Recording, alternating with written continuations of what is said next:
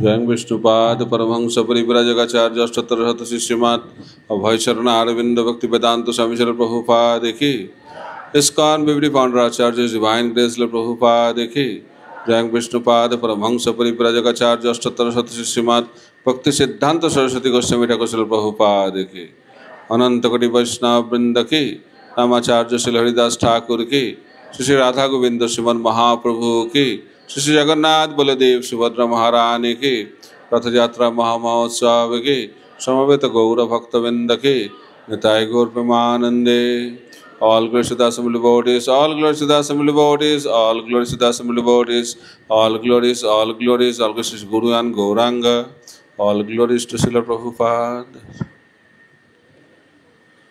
Om Ajnana Timirandhasya Jnananjana Shalakaya Chakshurunmilitam Jena Tasmai Shri Gurave Namaha Shri Chaitanya Manobhishtam Sthapitam Jana Bhutale Swayam Rupa Kada Mahyam Dadati Sha Padantikam Vandeham Shri Gura Shri Juta Padakamalang Shri Gurung Vaishnavangscha Shri Rupam Sagrajatang Sahagana Raghunatha Nitang Tang Sajivam Sadaitam Savadhutam Parijana Sahitam Krishna Chaitanya Devam Shri Radha Krishna Padan Sahagana Lalita Shri Vishakhanitangscha Namong Vishnu Padaya Krishna Prasthaya Bhutale Srimate Bhakti Vedanta Swaminiti Namine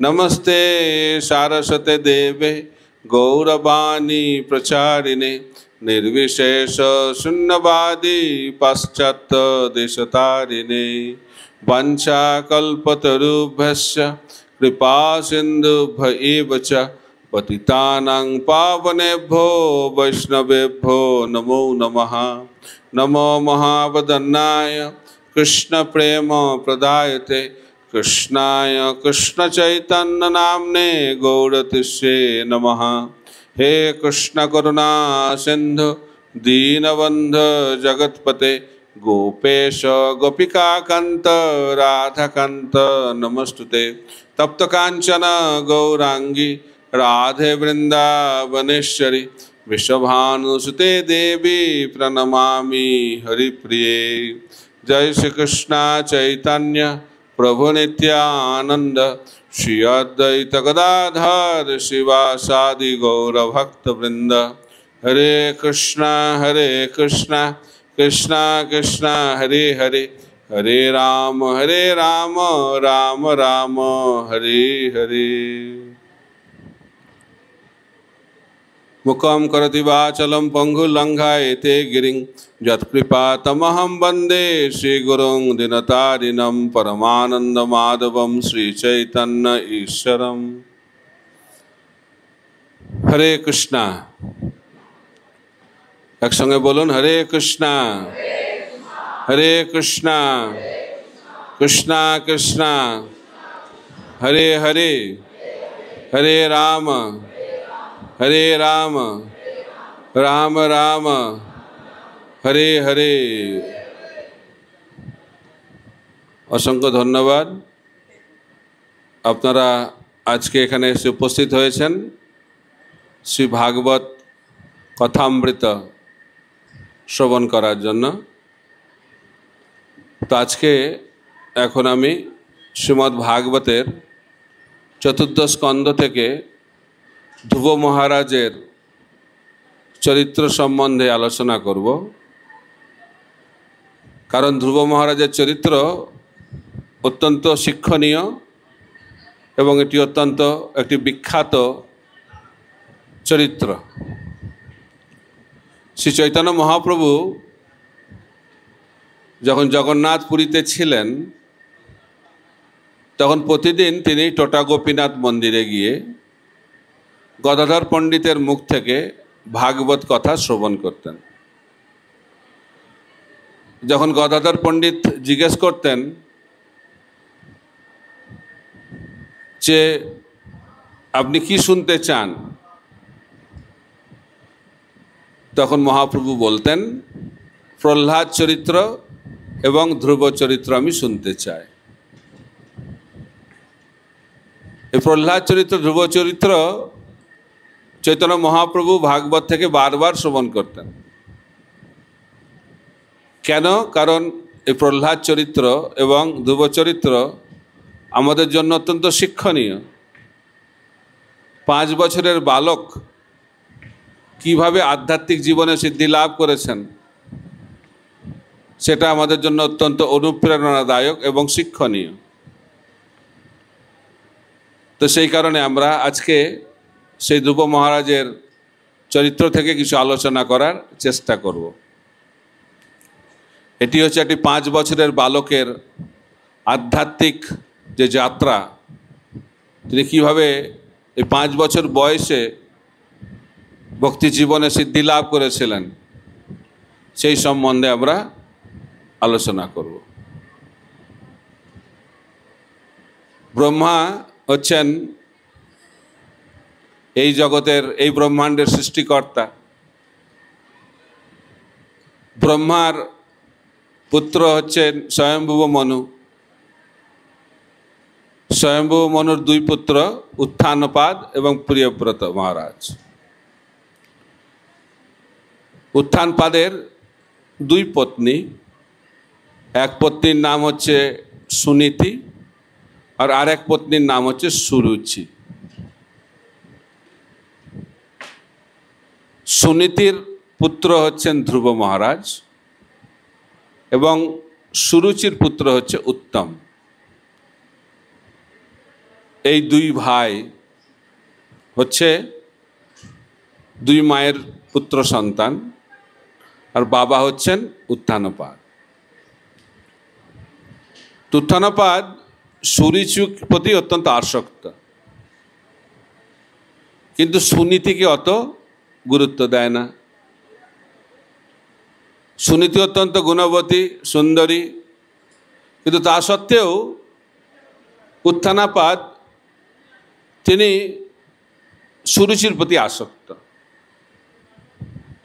সুরুচি আর সুনীতি নামটা অত্যন্ত তাৎপর্যপূর্ণ। সুরুচি মানে যেটাতে আমরা রুচি লাভ করেছি, অর্থাৎ যেটাতে আমরা আকর্ষণ অনুভব করি। আর নীতি, সুনীতি, যিনি নিয়ম নীতি পালন করে জীবন অতিবাহিত করেন।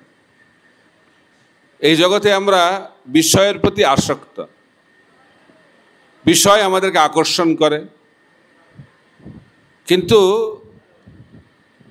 চরিত্র গঠনটা এখন আমাদের জীবনের উদ্দেশ্য আর নেই। ছোটবেলায় আমরা শিখতাম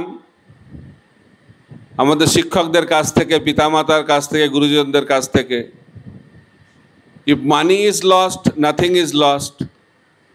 If health is lost, something is lost. If character is lost, everything is lost. এটা আমরা শিখতাম, কিন্তু এখন সেই নীতিটা পরিবর্তন হয়ে গেছে। এখন কি নীতি? If character is lost, nothing is lost. If health is lost, something is lost. But if money is lost, everything is lost. এখন আমাদের চরিত্র, নীতি এগুলোর গুরুত্ব নেই। এখন কিসের গুরুত্ব? যেন তেন প্রকারণে অর্থ উপার্জন করো। জীবনের সফলতা মানে কত টাকা রয়েছে। যার যত টাকা তার তত খ্যাতি, যার যত টাকা তার তত সম্মান, আর যার যত টাকা তার তত প্রভাব। আগে বিবাহ সম্বন্ধ যদি আসতো, আগে ছেলে বা মেয়ের সাধারণত পরিবার এবং তার চরিত্র সম্বন্ধে দেখা হতো। এখন কি দেখা হয়? ছেলে কত টাকা রোজগার করে। চরিত্রবান বা চরিত্রবান না সেটা কোনো গুরুত্ব নেই। কোন পরিবার থেকে আসছে কোনো গুরুত্ব নেই।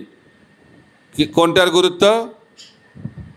কত টাকা রোজগার করছে। তো এই সুরুচি হচ্ছে অর্থের প্রতিমূর্তি, বিষয়ের প্রতিমূর্তি, আর সুনীতি হচ্ছেন চরিত্রের প্রতিমূর্তি। উত্থানপাদ রাজা কার প্রতি আসক্ত হয়ে পড়েছে? সুরুচির প্রতি।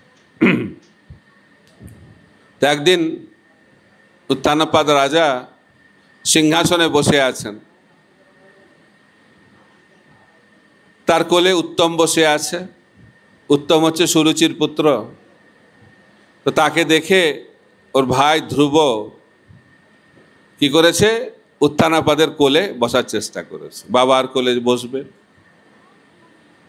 তো যখনই বসার চেষ্টা করেছে তখন সুরুচি অত্যন্ত কঠোর বাক্য প্রয়োগ করেছে। বলছে, তোমার ওই কোলে বা ওই সিংহাসনে বসার কোনো অধিকার নেই। যদিও তুমি উত্থানপাদের রাজার পুত্র, কিন্তু তা সত্ত্বেও তোমার সেই রাজ সিংহাসনে বসার কোনো অধিকার নেই। কেন? কারণ তুমি আমার গর্ভ থেকে জন্মগ্রহণ করনি। কে বলছেন এটা? সুরুচি। কাকে বলছেন? ধ্রুবকে বলছে। তারপরে বলছে, তোমার এই ইচ্ছা কিভাবে পূর্ণ হবে?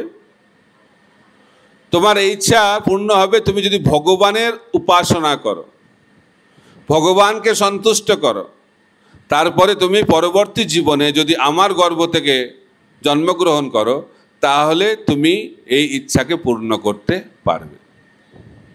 তার মানে কি বলছেন? তোমাকে এই শরীরটা এখন ত্যাগ করতে হবে, অর্থাৎ এই শরীরে এই জন্মে তুমি আর তোমার ইচ্ছাকে পূর্ণ করতে পারবে না। তোমার ইচ্ছা কিভাবে পূর্ণ হবে?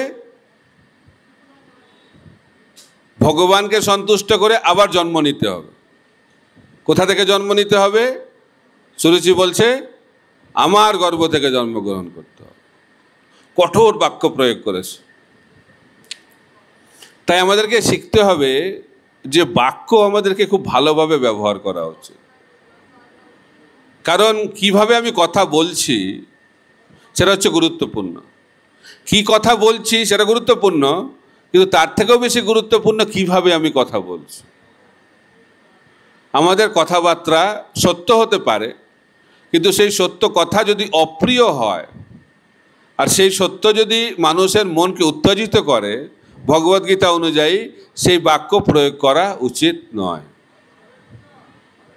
যদিও সুরুচি তিনি তার বিচার অনুযায়ী সত্যি কথা বলছেন, কিন্তু বাক্যটা অত্যন্ত কঠোর এবং সেই বাক্যের দ্বারা ধ্রুব মহারাজ অত্যন্ত প্রভাবিত হয়ে গেছেন, অত্যন্ত ক্রোধান্বিত হয়ে গেছে, ঠোঁট কামড়াচ্ছে, লাল হয়ে গেছে মুখ। কারণ ক্ষত্রিয়ের ছেলে তো, ক্ষত্রিয়র হচ্ছে অপমান হচ্ছে মৃত্যুর থেকেও বেশি অসহনীয়। ক্রোধান্বিত হয়ে গেছে।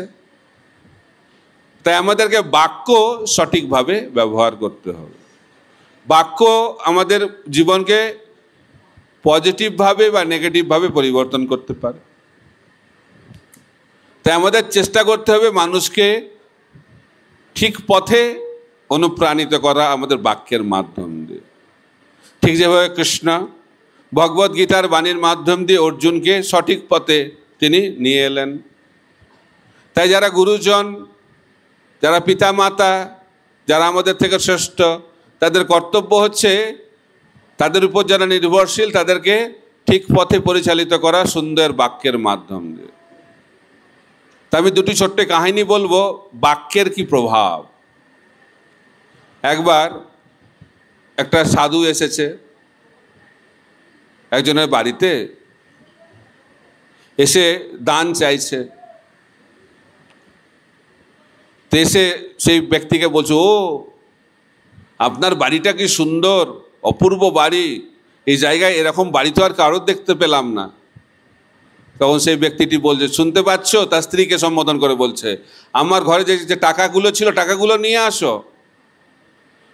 তো সেটা শুনে তো খুব আনন্দ পেয়েছে সেই ব্যক্তি যে দান নিতে এসেছে। তো তারপরে আবার বলছে, তাও আপনার বাগানটা কি সুন্দর, এত সুন্দর বাগান তো আমি দেখিইনি কখনো। তখন বলছে, ও আলমারিতে যে সোনা দানা ছিল ওগুলোও নিয়ে এসো। তো এইভাবে এই ব্যক্তিটি, এই সাধু ব্যক্তিটি ওই রাজা বা জমিদারের গুণকীর্তন করছে, আর সেই জমিদার বারবার বলছে এটা নিয়ে আসো, ওটা নিয়ে আসো। অনেকক্ষণ এভাবে অতিবাহিত হয়েছে, কিন্তু দেখছে এই সাধু যে কিছু তো আসছে না। বলছে নিয়ে আসো, নিয়ে আসো, নিয়ে আসো, কিছু আসছে না। তখন জিজ্ঞেস করেছে সেই জমিদারকে, আরে আপনি তো বারবার ওটা আনতে বলছেন, কিছু আসছে না কেন? বলছে কিছু আসবে না। বলছে কেন? বলছে আপনি আমাকে বাক্য দিয়ে আনন্দ দিচ্ছেন, আপনাকেও আমি বাক্য দিয়ে আনন্দ দিচ্ছি। বোঝা যাচ্ছে? এটা হচ্ছে আমাদের স্বভাব।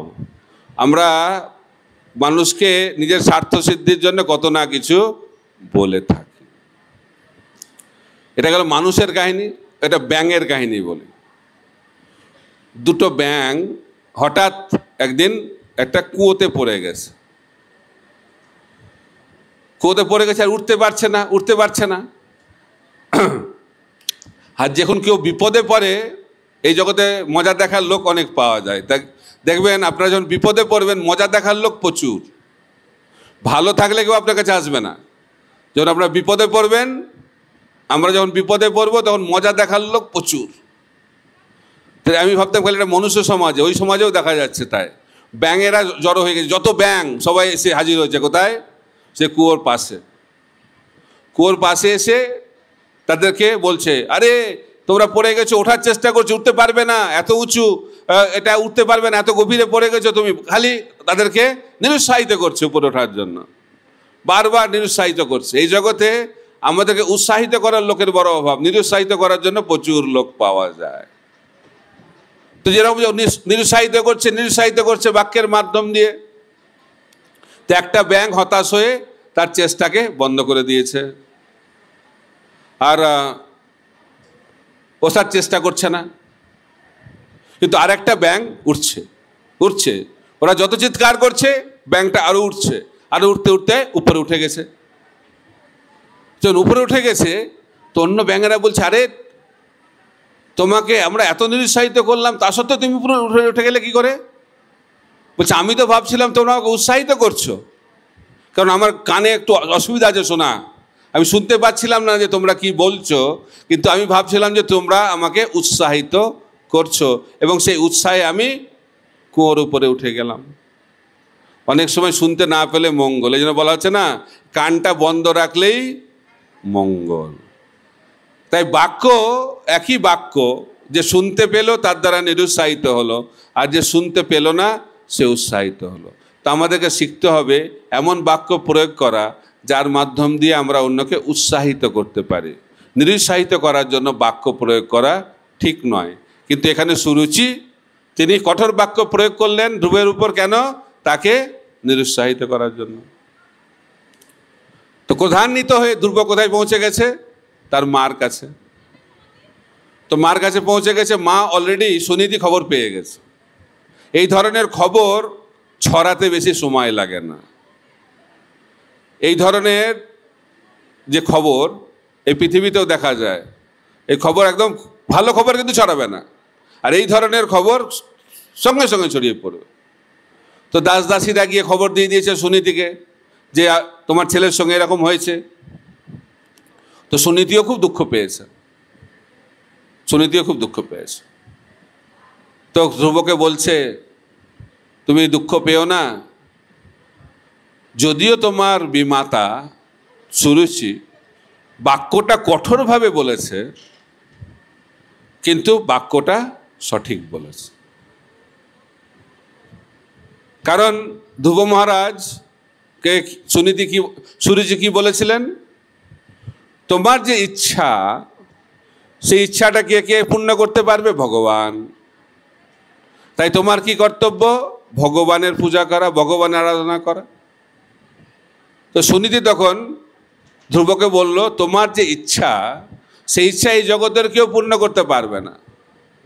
মহান মহান ব্যক্তিরা, তিনি বললেন, তোমার প্রপিতামহ ব্রহ্মা, তিনি সৃষ্টি শক্তি লাভ করেছিলেন ভগবানকে সন্তুষ্ট করার মাধ্যম দিয়ে। ব্রহ্মা সৃষ্টি কার্য শুরু করেছিলেন কঠোর তপস্যা করার মাধ্যম দিয়ে। ভগবান যখন সন্তুষ্ট হলেন, তখন তিনি সৃষ্টি কার্য করার শক্তি লাভ করলেন। বলছে তোমার পিতামহ, তিনি হচ্ছেন স্বয়ম্ভুব মনু, তিনিও ভগবানকে সন্তুষ্ট করেছেন তপস্যার মাধ্যম দিয়ে, উপাসনার মাধ্যম দিয়ে। এইভাবে সুনীতি তার ছেলেকে অনুপ্রাণিত করলো ভগবানের আরাধনা করার। এটি হচ্ছে যথার্থ মায়ের লক্ষণ। পিতামাতা যথার্থ পিতামাতা তখনই হবেন যখন তারা তাদের ছেলে মেয়েদেরকে ভক্তি পথে অনুপ্রাণিত করবে। ভগবানকে সেবা করার যে পথ, সেই পথ দেখানোটাই হচ্ছে পিতামাতার প্রধান কর্তব্য। এখানে সুনীতি আদর্শ মায়ের চরিত্র তিনি এই জগতে প্রকট করছেন। এই জন্য সুনীতি হচ্ছেন ধ্রুবের গুরু, পথপ্রদর্শক গুরু, শিক্ষা গুরু। তো ধ্রুব তো অত্যন্ত ঐকান্তিক। তো ধ্রুব মহারাজ তখন মাকে জিজ্ঞেস করলেন যে তুমি বলছো যে ভগবানের আরাধনা করতে, কিন্তু কোথায় গেলে আমি ভগবানকে পাবো? কোথায় গিয়ে আমি ভগবানের আরাধনা করব? তখন সুনীতি বললেন, আমি শুনেছি মুনি ঋষিরা জঙ্গলে গিয়ে, বনে গিয়ে ভগবানের আরাধনা করেন, তপস্যা করেন, ধ্যান করেন। তাই তোমাকে বনে গমন করতে হবে। তাই বলা হচ্ছে মহান কিছু লাভ করতে গেলে গৃহত্যাগ করতে হয়। গৃহে থেকে আধ্যাত্মিক সিদ্ধি লাভ করা অত্যন্ত কঠিন, কিন্তু কলিযুগে মহাপ্রভুর কৃপাতে গৃহে থেকেও ভগবানকে লাভ করা যায়। অন্যান্য যুগে ভগবানকে লাভ করতে গেলে গৃহত্যাগ অবশ্যম্ভাবী। বলা হচ্ছে যখন বয়স 50 বছর হয়, অর্থাৎ আমাদের জীবনে যখন অর্ধেক কাল আমরা অতিবাহিত করি, তখন আমাদেরকে কোথায় গমন করতে হবে? বনে গমন করতে হবে। কিন্তু কলিযুগে বনের বড় অভাব। তো প্রভুপাদ বলছেন কলিযুগের বন হচ্ছে বৃন্দাবন, মায়াপুর ধাম, অন্যান্য ধাম, যেখানে গিয়ে 50 যাদের বয়স হয়েছে বা তার বেশি হয়েছে তারা গিয়ে ভগবানের আরাধনা করতে পারেন। সেটাকে বলে বানপ্রস্থ আশ্রম। ব্রহ্মচারী আশ্রম, গৃহস্থ আশ্রম, বানপ্রস্থ আশ্রম, সন্ন্যাস আশ্রম। 5 বছর বয়স থেকে 25 বছর বয়স হচ্ছে ব্রহ্মচারী জীবন, 25 থেকে 50 গৃহস্থ জীবন, 50 থেকে 75 বানপ্রস্থ জীবন, 75 থেকে 100 সন্ন্যাস জীবন। এটা হচ্ছে মানুষের যথার্থ সময়ের ব্যবহার। কিন্তু কলিযুগে ব্রহ্মচারী জীবন, বানপ্রস্থ জীবন, সন্ন্যাস জীবন বলে কিছু নেই। সবাই গৃহস্থ জীবন কাটাচ্ছে, কিন্তু এটাও গৃহস্থ জীবনও নয়। গৃহস্থ জীবন মানে হচ্ছে ভগবানকে কেন্দ্র করে যে জীবন, সেটাকে বলা হচ্ছে গৃহস্থ জীবন। কিন্তু এখন মানুষের জীবনের কেন্দ্রবিন্দু হচ্ছে ইন্দ্রিয় তৃপ্তি। কী করে ইন্দ্রিয় সুখ ভোগ করব? যে পরিবার জীবন ইন্দ্রিয় তৃপ্তিকে কেন্দ্র করে অতিবাহিত করে, সেই জীবনকে বলা হয় গৃহমেধী জীবন।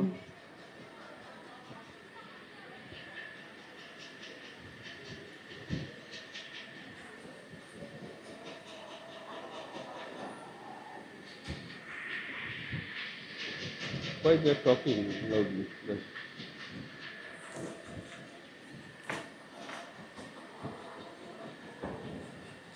তো বৈদিক সংস্কৃতিতে 5 বছর বয়সে সবাইকে গুরুকুলে পাঠানো হতো শিক্ষার জন্য, এডুকেশন। তাই ছাত্র জীবনের 5টি লক্ষণের কথা বলা হচ্ছে। তার মধ্যে একটি হচ্ছে গৃহত্যাগী। কাকচেষ্ট বকধ্যানম স্বননিদ্রা তথৈব চ অল্পাহারী গৃহত্যাগী বিদ্যার্থী পঞ্চলক্ষণম। তো এটি হচ্ছে বিদ্যার্থী অর্থাৎ ছাত্রদের 5টি মুখ্য লক্ষণ। স্বয়ং বলা হচ্ছে কাকচেষ্টা, কঠোর পরিশ্রম করতে হবে। ছাত্র জীবনের প্রথম লক্ষণ হচ্ছে তাকে কঠোর পরিশ্রম করতে হবে। অলসতার দ্বারা কোনো কাজ সিদ্ধি হয় না। মহান উদ্দেশ্য কখনো আমরা সাধিত করতে পারবো না যদি আমরা অলস হই। তাই জন্য বলছে কাকচেষ্টা, কঠোর পরিশ্রম, বকধ্যানম অর্থাৎ লক্ষ্যে স্থির থাকতে হবে। শয়ন নিদ্রা, সবসময় অ্যালার্ট থাকতে হবে। অল্পাহারী অর্থাৎ ইন্দ্রিয় সংযম করতে হবে। আর গৃহত্যাগী, গৃহত্যাগ করতে হবে। গৃহত্যাগ মানে আরাম ছাড়তে হবে। আরামের জীবন শিক্ষার জীবন নয়।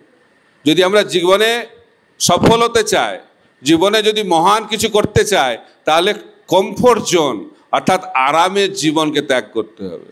তাই ছাত্র জীবনে 5 বছর বয়সে বৈদিক সংস্কৃতি অনুযায়ী তাদেরকে গুরুকুলে যেতে হতো, গুরুকুলে গিয়ে শিক্ষা লাভ করতো তারা। তাই 5 থেকে 25 হচ্ছে সেই শিক্ষার জীবন। এখন ধ্রুব মহারাজকে ওনার মা বললেন যে তুমি বনে চলে যাও, বনে গেলে তুমি মুনি ঋষিদের পদাঙ্ক অনুসরণ করে তোমার যে জীবনের লক্ষ্য সেটাকে তুমি সফল করতে পারবে। ধ্রুব মহারাজ তৎক্ষণাৎ রাজপ্রাসাদ পরিত্যাগ করে বনের উদ্দেশ্যে গমন করলেন। তাই 5 বছরের ছেলে এখন যাচ্ছে কোথায়? ভগবানকে আরাধনা করার জন্য। অসাধারণ চরিত্র। এই জন্য ধ্রুব মহারাজের চরিত্র শ্রীমদ্ ভাগবতে বর্ণিত হয়েছে। 5 বছর বয়স। সাধারণত 5 বছরের ছেলেরা কি করে? মায়ের বাবার কাছে আদরে জীবনযাপন করে, খেলাধুলা করে, এটা করে ওটা করে। সেই 5 বছর বয়সে ধ্রুব যাচ্ছে ভগবানকে লাভ করার জন্য কোথায়? বনে। তো যখন বনে যাচ্ছে তখন রাস্তায় কে এসে উপস্থিত হয়েছেন? নারদ মুনি। নারদ মুনি খবর পেয়ে গেছে। কি করে খবর পেল? সুনীতি কি হোয়াটসঅ্যাপ মেসেজ করে দিয়েছে নারদ মুনিকে যে আমার ছেলে যাচ্ছে, বাচ্চা একটু দেখে দেবেন? এটা হচ্ছে আধ্যাত্মিক সম্পর্ক। যখন আমরা ঐকান্তিক হব ভগবানকে পাওয়ার জন্য, তখন ভগবান আমাদেরকে সাহায্য করেন। কারণ ভগবান সকলের হৃদয়ে রয়েছেন। পরমাত্মা নারদ মুনির হৃদয়ে রয়েছেন, পরমাত্মা ধ্রুব মহারাজের হৃদয়েও রয়েছেন। ধ্রুব মহারাজ অত্যন্ত ঐকান্তিক, অত্যন্ত সিরিয়াস ভগবানকে পাওয়ার জন্য। তাই আমরা যখন খুব ঐকান্তিক হব তখন ভগবান আমাদেরকে সাহায্য করবেন এবং নারদ মুনির মতো গুরু পাঠাবেন। যেহেতু ধ্রুব মহারাজ অত্যন্ত ঐকান্তিক ছিলেন, তো রাস্তায় নারদ মুনি এসে উপস্থিত।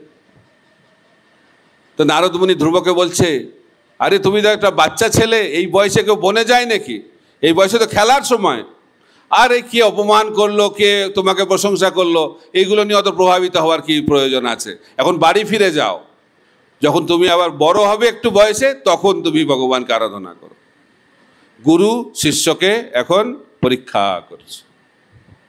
এটাই হচ্ছে গুরু শিষ্যের সম্পর্ক।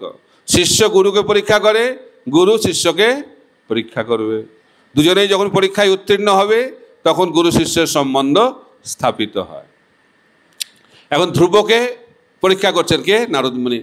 কতটা ঐকান্তিক, অনেক জ্ঞান দিচ্ছেন নারদ মুনি, তাকে নিরুৎসাহিত করছেন বনে যাওয়ার জন্য আর বাড়িতে ফিরে যাওয়ার জন্য অনুপ্রাণিত করছেন। শোনার পরে, নারদ মুনির কথা শোনার পরে ধ্রুব মহারাজ নারদ মুনিকে বললেন সম্মান দিয়ে, হে মহান গুরুদেব, আপনি যেটা আমাকে বলছেন সেটা ব্রাহ্মণদের জন্য,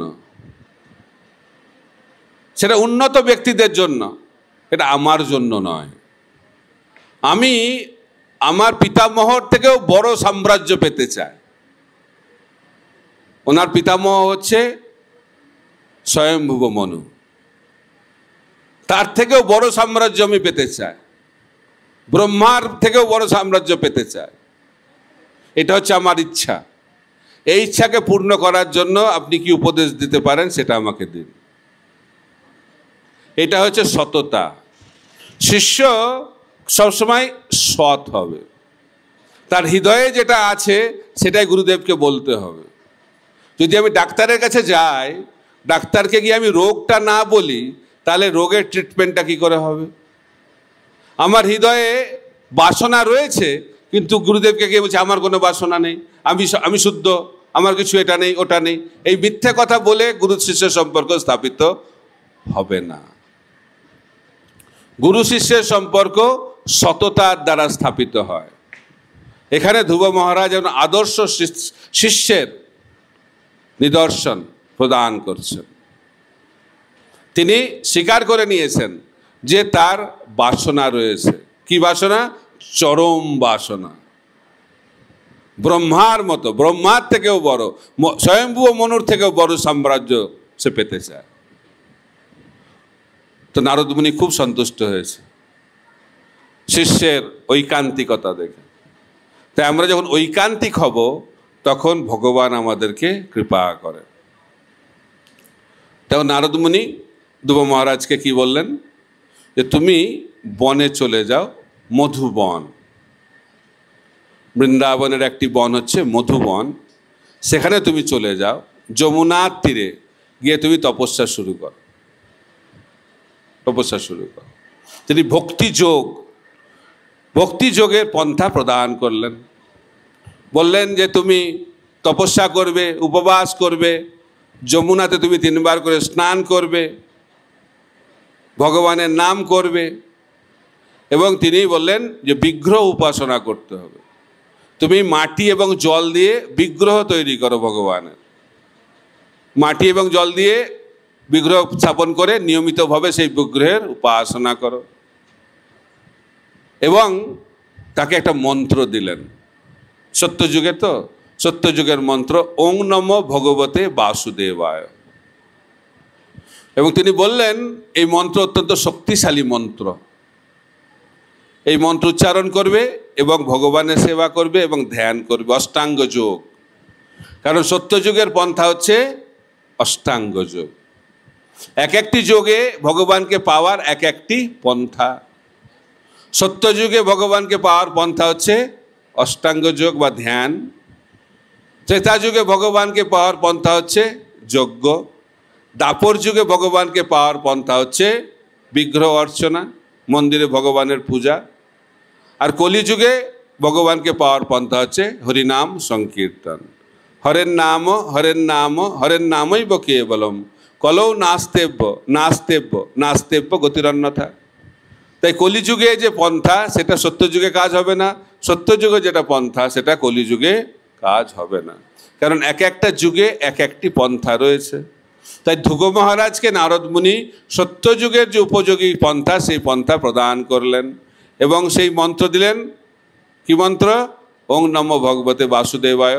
সেটি ভগবানের বিগ্রহ উপাসনার জন্য তিনি দিলেন এবং তিনি বললেন ভগবানকে ধ্যান করো, ভগবানের যে রূপ সেই রূপের ধ্যান করো। নিরাকার ধ্যানের কথা তিনি বললেন না। এই যুগে অনেকে নিরাকার ব্রহ্মের ধ্যান করে, অনেকে পরমাত্মার ধ্যান করে, কিন্তু এখানে নারদ মুনি কি বলছেন? ধ্রুব মহারাজকে ভগবানের ধ্যান করতে বলছেন। তো 3 ধরনের আধ্যাত্মবাদী রয়েছে, ব্রহ্মবাদী, তারপরে হচ্ছে তাদেরকে বলে জ্ঞানী, যোগী এবং ভক্ত। কারণ পরম ব্রহ্মকে 3 ভাবে জানা যায়, ব্রহ্মেতি পরমাত্মেতি ভগবানিতি শব্দতে। পরম ব্রহ্ম, আমরা হচ্ছি ব্রহ্ম আর আমাদের উৎস হচ্ছে পরম ব্রহ্ম। এই জগতে কিছু কিছু লোক রয়েছে যারা মনে করে ব্রহ্ম এবং পরম ব্রহ্ম এক, এবং তারা ভগবান হতে চায়। অহং ব্রহ্মাস্মিন, এখন আমি ব্রহ্ম আর সাধন করে আমি পরম ব্রহ্ম হয়ে যাব, নিরাকার হয়ে যাব, সব কিছু ব্রহ্ম। এটা এক ধরনের মতবাদ, এটাকে বলে ব্রহ্মবাদী। কিন্তু তার উপরে আরেকটি ধারণা রয়েছে, আরেকটি পন্থা রয়েছে, সেটাকে বলা হচ্ছে পরমাত্মা, ব্রহ্মেতি পরমাত্মেতি। আমাদের হৃদয়ে পরমাত্মা রয়েছে, প্রত্যেকের হৃদয়ে পরমাত্মা রয়েছে। তো সেই পরমাত্মাকে যে যারা উপাসনা করেন তাদেরকে বলা হয় যোগী। আর যারা ভগবানের সবিশেষ রূপের আরাধনা করেন তাদেরকে বলা হয় ভক্ত। ভগবান শ্রীকৃষ্ণ ভগবদ্গীতাতে কর্মের কথা বলেছেন, জ্ঞানের কথা বলেছেন, অষ্টাঙ্গ যোগের কথা বলেছেন এবং ভক্তির কথা বলেছেন। কিন্তু ভগবদ্গীতার শেষে ভগবান বলছেন ভক্তা মাম অভিজানাতে। তিনি বলছেন যদি কেউ আমাকে জানতে চায় যথাযথভাবে তাহলে কি করতে হবে? ভক্তি করতে হবে। তিনি বললেন না যে কর্মের মাধ্যম দিয়ে ওনাকে জানা যাবে, জ্ঞানের মাধ্যম দিয়ে ওনাকে জানা যাবে, যোগের মাধ্যম দিয়ে ওনাকে জানা যাবে। জানা যাবে হয়তো অল্প জানা যাবে, কিন্তু যথাযথভাবে যদি কেউ জানতে চায় তাহলে ভগবানের ভক্ত হতে হবে। তো নারদ মুনি হচ্ছেন ভগবানের শুদ্ধ ভক্ত, তাই তিনি ধ্রুব মহারাজকে শুদ্ধ ভক্তির পন্থা প্রদান করলেন। এখানে শ্রীল প্রভুপাদ বলছেন যে নারদ মুনি যে বিগ্রহ পূজার কথা তিনি বললেন, সেখানে স্থানকাল পাত্র রূপে। তিনি বললেন না যখন একটা মন্দির তৈরি করো, মার্বেল মূর্তি নিয়ে আসো, যেখানে যেরকম পরিস্থিতি সেই পরিস্থিতি অনুযায়ী ভগবানের পূজা করা এটা যায়, যদি সেটা সদ্গুরু প্রামাণিক গুরুর দ্বারা সেটা স্থাপিত হয়। শিল প্রভুপাদ বলছেন, আমি পাশ্চাত্য দেশে প্রচার করছি, এখানকার মানুষের পক্ষে যেভাবে ভারতবর্ষের মানুষরা পূজা করতে পারবে সেভাবে করা সম্ভব নয়, কিন্তু সেটা অনুমোদিত, কারণ নারদ মুনি ধ্রুব মহারাজকে সে অনুমোদন দিয়েছেন। একজন আচার্য এই বিধিনিষেধকে স্থানকাল পাত্র রূপে পরিবর্তন করতে পারেন, এই ক্ষমতা আচার্যদের দেওয়া হয়েছে। এবং তিনি ব্যাখ্যা করলেন যে ওং নমো ভাগবতে বাসুদেব বিগ্রহ পূজার অধিকার কাকে দিলেন? ধ্রুব মহারাজকে। প্রভুপাদ বলছেন, অনেকে বলে যে ব্রাহ্মণ না হলে ভগবানের পূজা করা যায় না, ব্রাহ্মণ না হলে পূজা করার মন্ত্র লাভ করা যায় না। তো এখানে প্রমাণ নারদ মুনি স্বয়ং। ধ্রুব মহারাজ তো ব্রাহ্মণ নয়, ধ্রুব মহারাজ তো হচ্ছে ক্ষত্রিয়, তাহলে তিনি কি করে সেই মন্ত্র লাভ করলেন? একজন আচার্য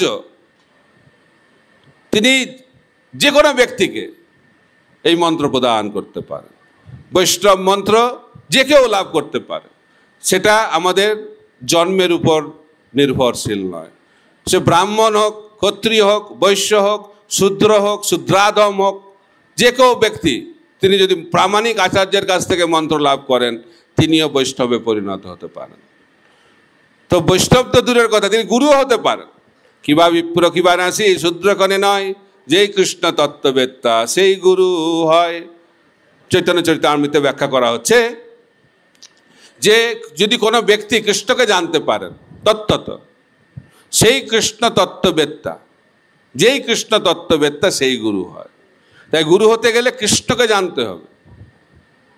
খালি ব্রাহ্মণ হলাম তাহলে গুরু হতে পারবো না। কে যথার্থ গুরু হতে পারবে? যিনি ভগবানকে জানেন। ভগবানকে কে জানেন? বৈষ্ণব। বৈষ্ণব হচ্ছেন ত্রিগুণাতীত। ব্রাহ্মণ হচ্ছে সত্যগুণে, বৈষ্ণব হচ্ছেন শুদ্ধ সত্য। তাই যারা শুদ্ধ বৈষ্ণব তারা অটোমেটিক্যালি ব্রাহ্মণ, তাদেরকে আলাদাভাবে ব্রাহ্মণ হওয়ার চেষ্টা করতে হয় না। এটা হচ্ছে শাস্ত্র সিদ্ধান্ত। তাই নারদ মুনি ধ্রুব মহারাজকে বৈষ্ণবে পরিণত করছেন, যদিও তিনি ক্ষত্রিয়, এবং তিনি বৈষ্ণব মন্ত্র দিলেন এবং বিগ্রহ উপাসনার অধিকার প্রদান করলেন। তাই প্রামাণিক গুরুর কাছ থেকে মন্ত্র লাভ করে যে কোনো ব্যক্তি তিনি কি করতে পারেন? তিনি বিগ্রহ উপাসনার অধিকার লাভ করতে পারেন। কিন্তু এই মন্ত্র কোথা থেকে পেতে হবে? প্রামাণিক গুরুর কাছ থেকে পেতে হবে। নারদ মুনির পরম্পরায় যে প্রামাণিক গুরু, সেই গুরুর কাছ থেকে মন্ত্র পেলেই আমরা সেই যোগ্যতা লাভ করতে পারি, এবং ধ্রুব মহারাজ সেই যোগ্যতা লাভ করলেন। তো ধ্রুব মহারাজ গুরু বাক্য পালন করছেন, যেভাবে বলেছেন নারদ মুনি ঠিক সেইভাবে তিনি রাত্রেবেলা উপবাস করলেন। তারপরের দিন তিনি শুরু করলেন তার তপস্যা। প্রথম মাসে তিনি কঠোর তপস্যা করছেন। কি করছেন? প্রতি 3 দিন পর পর ফল খান। কোন ফল? যেটা জঙ্গলে পাওয়া যায়, মার্কেট থেকে তো কিনতে পারবে না, যেটা বনে পাওয়া যায় সেই ফল খেয়ে থাকলেন প্রতি 3 দিন পর পর। বোঝা যাচ্ছে? অনেকে এখানে আপনারা ভীষ্ম পঞ্চক করেন, কার্তিকের 5 দিন ফল খেয়ে থাকেন। তো এখানে নারদ মুনি নির্দেশ অনুযায়ী ধ্রুব মহারাজ কঠোর তপস্যা করছেন। প্রথম মাসে 3 দিন পর পর ফল, ঠিক আছে। পরের মাসে ফল খাওয়া বন্ধ। কি খাচ্ছেন? তিনি কি খাচ্ছেন? পাতা আর ঘাস প্রতি 6 দিন পর পর। বোঝা যাচ্ছে? বোঝা বড় মুশকিল। কি করে সম্ভব? প্রতি 6 দিন পর পর কি খান? পাতা আর ঘাস খান। অনেকে জিজ্ঞেস করে কতটা খেত? এতটা না, সেটা বলা নেই, অল্পই খেত। তারপরে পরের মাসে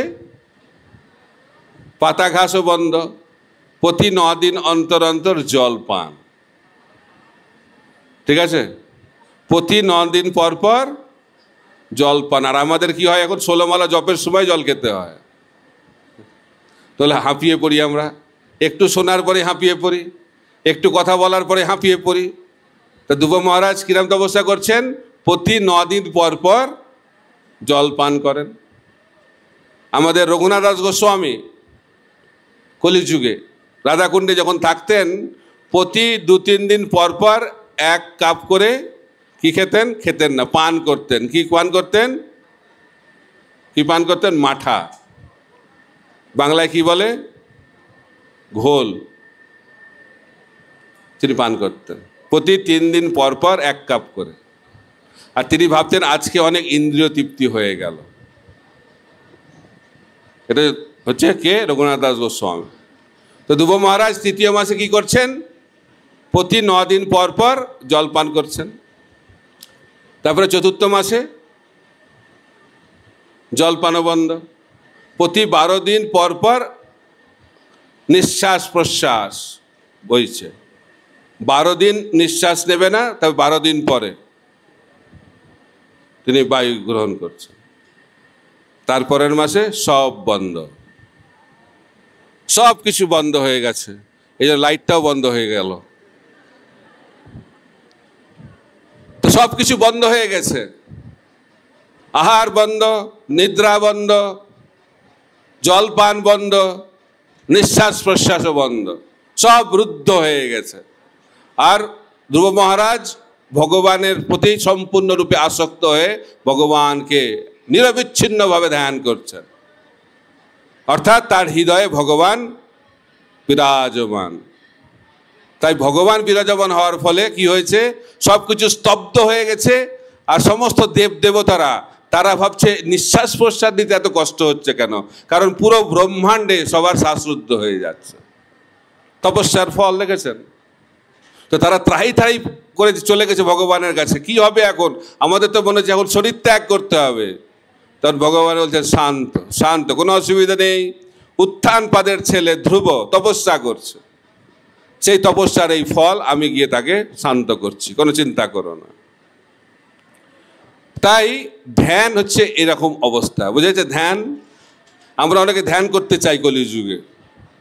ধ্যান করতে গেলে এরকম তপস্যা। কিভাবে ধ্যান করছে? 1 পায়ে দাঁড়িয়ে আছে, 1 পায়ে ধ্রুব মহারাজ দাঁড়িয়ে আছে, সব কিছু স্তব্ধ হয়ে গেছে, সিদ্ধি লাভ হয়ে গেছে। তখন ভগবান হৃদয়ে প্রকট হয়েছে। তারপরে হৃদয় থেকে আবার অপ্রকট হয়ে গেছে। তখন ধ্রুব মহারাজ খুঁজে পাচ্ছে না, কোথায় ভগবান, কোথায় ভগবান?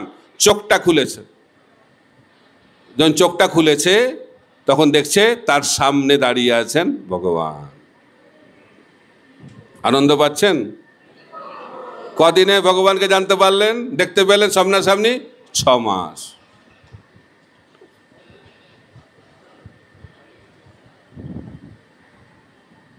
ছ মাসের মধ্যে ভগবান দর্শন হয়ে গেল। আমাদের সম্ভব? সম্ভব, যদি আমরা ধ্রুব মহারাজের মতো ঐকান্তিক হই। খট্টাঙ্গ মহারাজ 1 মুহূর্তে দর্শন করলেন, পরীক্ষিত মহারাজ 7 দিনে দর্শন করলেন। অনেকে জিজ্ঞেস করে আমাদের কদিনে দর্শন হবে? শিল ভক্তিচন্দ্র সরস্বতী ঠাকুর প্রভুপাদ বলতেন, ভগবানকে দেখার চেষ্টা করো না, কারণ দেখতে তো তুমি পাবে না। ভগবানকে এমনভাবে সেবা করো ভগবান যেন তোমাকে দেখতে আসে। যেমন ধ্রুব মহারাজের হলো, এত সুন্দর তপস্যা করেছে, ভগবান সন্তুষ্ট হয়ে তাকে দর্শন দিতে এসেছেন। তাই আমাদেরকেও ভগবানকে দেখার চেষ্টা করা উচিত নয়। কি করা উচিত? ভগবানের সেবা করা উচিত। ভগবানকে দর্শন করার থেকে সেবা হচ্ছে শ্রেষ্ঠ। তাই তপস্যা মনুষ্য জীবনের একটি বিশেষ বৈশিষ্ট্য। তপ দিব্যম পুত্রকা। তপস্যা না করলে শুদ্ধতা লাভ হয় না। মনুষ্য জীবন ইন্দ্রিয় তর্পণের জন্য নয়, মনুষ্য জীবন হচ্ছে তপস্যার জীবন। তপস্যা মানে স্বইচ্ছায় কষ্ট স্বীকার করা। কেন কষ্ট স্বীকার করব? যাতে ভবিষ্যৎটা উজ্জ্বল হয়। ছাত্রদের পড়াশোনা করতে ভালো লাগে না, পড়াশোনা করাটা তপস্যা। কেন? যদি ভালো করে পড়াশোনা করে ভবিষ্যৎটা উজ্জ্বল হবে। তাই আমরা যদি কঠোর পরিশ্রম না করি, তপস্যা না করি, এই জগতেও আমরা সফল হতে পারবো না। যে কোনো জিনিসে সফলতার জন্য তপস্যা প্রয়োজন, ভোরে ওঠা প্রয়োজন, কঠোর পরিশ্রম করা প্রয়োজন। যারা ভালো ছাত্র হতে চায় তারা কঠোর পরিশ্রম করে, যারা ভালো নৃত্য শিখতে চায় তারা কঠোর পরিশ্রম করে, যারা ভালো গাইতে চায় জীবনে তারা কঠোর তপস্যা করে, যারা ভালো খেলোয়াড় হতে চায় তারা তপস্যা করে, যারা রাজনীতিবিদ হতে চায় তারাও কঠোর তপস্যা করে, যারা অ্যাডমিনিস্ট্রেটর হতে চায় তারাও কঠোর তপস্যা করে, যারা অনেক টাকা রোজগার করতে চায় তারাও কঠোর তপস্যা করে। কঠোর পরিশ্রম এবং তপস্যা ছাড়া কোনো কিছু লাভ হয় না। ঠিক একইভাবে যদি আমরা ভগবানকে পেতে চাই তাহলেও কঠোর পরিশ্রম করতে হয়, সেটার নাম হচ্ছে তপস্যা। ধ্রুব মহারাজের জন্য যে তপস্যা নারদ মুনি বলেছিলেন সেই তপস্যা আমাদের জন্য প্রযোজ্য নয়, কারণ নারদ মুনি সেই তপস্যার পন্থা দিয়েছিলেন ধ্রুব মহারাজকে সত্যযুগে। তাই কলিযুগে আমাদের তপস্যা একটু অন্যরকম তপস্যা, কিন্তু তপস্যা করতে হবে। তো প্রভুপাদ আমাদেরকে তপস্যার পন্থা দিয়েছেন। যেহেতু আমরা প্রভুপাদের অনুগামী ভক্ত, তাই তার নির্দেশিত তপস্যায় আমাদেরকে করতে হবে। কারণ এই তপস্যার পন্থা গুরুদেব দেবেন, আমি নিজের ইচ্ছায় করলে হবে না। ধ্রুব মহারাজ তপস্যা করেছিলেন, যে তপস্যার পন্থা নারদ মুনি ধ্রুব মহারাজকে দিয়েছিলেন। তা আমরা যে তপস্যাটা করব সেটা গুরুদেবের কাছ থেকে আসতে হবে। মন্ত্রের ফল কে লাভ করতে পারে? যখন নারদ মুনি ওং নমো ভাগবতে বাসুদেবায় মন্ত্র ধ্রুব মহারাজকে প্রদান করলেন, বলে এটা অত্যন্ত গোপনীয় মন্ত্র। তো অনেকে বলতে পারে এই গোপনীয় মন্ত্র তাহলে শ্রীমদ্ ভাগবতে দেওয়া হলো কেন? সবাই তো জানতে পারবে। তো প্রভুপাদ তাৎপর্যে বলছেন, ভাগবতে লেখা থাকলেও সেই মন্ত্র উচ্চারণ করে ফল লাভ হবে না যদি না সেই মন্ত্র প্রামাণিক গুরুর কাছ থেকে কেউ পায়। তাই মন্ত্র কোথা থেকে পেতে হবে? প্রামাণিক গুরুর কাছ থেকে পেতে হবে। ধ্রুব মহারাজ মন্ত্রের সিদ্ধি কেন লাভ করতে পেরেছিলেন? কারণ তিনি সেই মন্ত্র নারদ মুনির কাছ থেকে পেয়েছিলেন।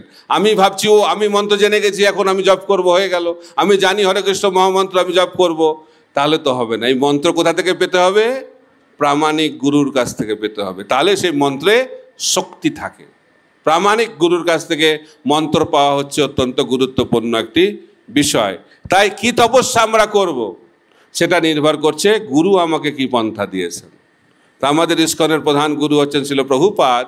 তো তিনি যে পন্থাটা দিয়েছেন সেটা আমাদেরকে অনুসরণ করতে হবে। তিনি বলছেন, অনেক তপস্যার উদাহরণ দিচ্ছেন তিনি। প্রথম বলছেন যে শীতকালে ভোরবেলায় মঙ্গলাতির আগে ঠান্ডা জলে চান করা একটা তপস্যা, ঠিক আছে? তো আমাদের ভোরবেলা ওঠাটাই একটা তপস্যা। যারা যোগী তারা তো ঘুমায় না। প্রভুপাদ বলছেন যারা ভগবানের শুদ্ধ ভক্ত তারা কখনো ঘুমায় না, আর আমাদের তো ঘুমাতে হবেই। তাই আমাদের ঘুম থেকে ওঠাটা একটা বিরাট তপস্যা। যখন আমি প্রথম ভক্ত হই, আমার স্কুলের কলেজের বন্ধুরা বলছে যে কটার সময় ওঠা হয়? আমি বললাম 3টে সাড়ে 3টের সময়। তাহলে ঘুমানোর কি দরকার?